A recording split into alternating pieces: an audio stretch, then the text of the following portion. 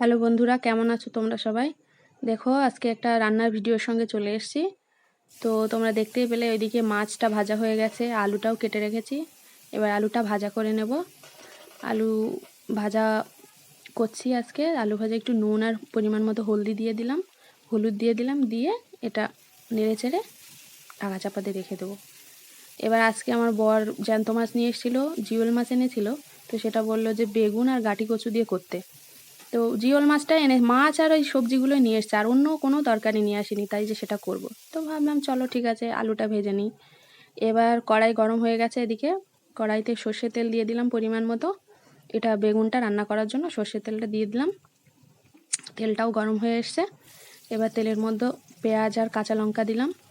এবার কাঁচা লঙ্কাটা একটু বেশি পরিমাণেই দিয়েছি, কারণ হচ্ছে বেগুন তো একটু ঝাল ঝাল হলে ভাল লাগে বেশ, ওই জন্য একটু বেশি পরিমাণেই দিয়েছি।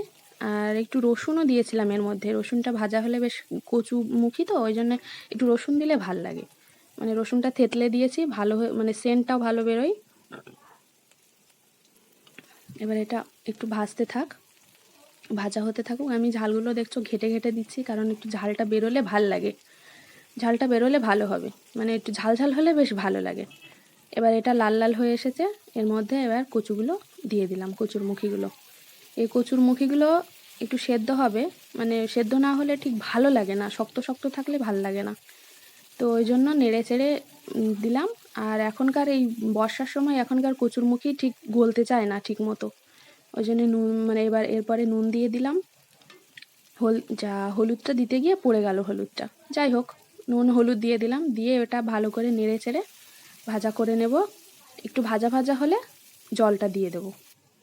এবার ঢাকাটা চাপা দিলাম, একটু ঢাকা চাপা দেব, কারণ একটু সিদ্ধ হওয়ার ব্যাপার আছে। তো এই তো সুন্দর হয়ে ভাজা হয়ে গেছে, তোমরা দেখতেই পাচ্ছ সুন্দর করে ভাজা ভাজা হয়ে গেছে সব কিছু। কচুটাও ভাজা হয়ে গেছে। এবার এর মধ্যে পরিমাণ মতো জল দিয়ে দেবো।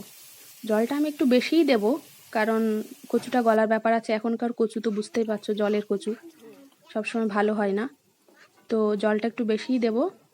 এবার জলটা দিয়ে ঢাকা দিয়ে দেবো। ঝোলটা ফুটে উঠলে বেগুনটা দিয়ে দেবো।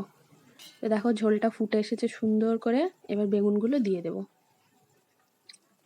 তো বেগুনটা দিয়ে দিলাম, বেগুনটা দিয়ে এবার নেড়ে দেবো, একটু নেড়ে দিয়ে আবার একটু ঢাকা চাপা দিয়ে রাখবো। তাহলে বেগুনটাও সেদ্ধ হয়ে যাবে, কচুরমুখিটাও সেদ্ধ হয়ে যাবে সুন্দর করে।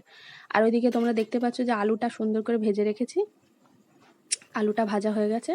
এদিকে বেগুনটাও ফুটে গেছে, আর অনেকটাই সিদ্ধ হয়ে গেছে, বেশিরভাগটাই সিদ্ধ হয়ে গেছে বেগুন, মানে সবটাই সিদ্ধ হয়ে গেছে। এবার এদিকে জিরে আর সর্ষে বাটা করেছিলাম, তো সেটা তরকারিতে দিয়ে দিলাম। বেগুনে জানো তো সর্ষে বাটাটা দিলে বেশ বেগুনটা টেস্ট হয় খেতে, কারণ বেগুনে সর্ষে বাটাটা চলে ভালো। আর জিরাটা অল্প দিলেই হয়, কোনো ব্যাপার না, অল্প একটু দিলেই হয়, কিন্তু সর্ষে বাটাটা একটু বেশি দিলে ভাল লাগে। তো এরপরে এবার ওর মধ্যে যে ভাজা মাছটা ছিল সেই মাছটা দিয়ে দিলাম। ভাজা মাছটা দিয়ে এবার একটুখানি ফুটিয়ে নিয়েছি। এবার তোমরা দেখো ফাইনাল লুকটা কেমন হয়েছে।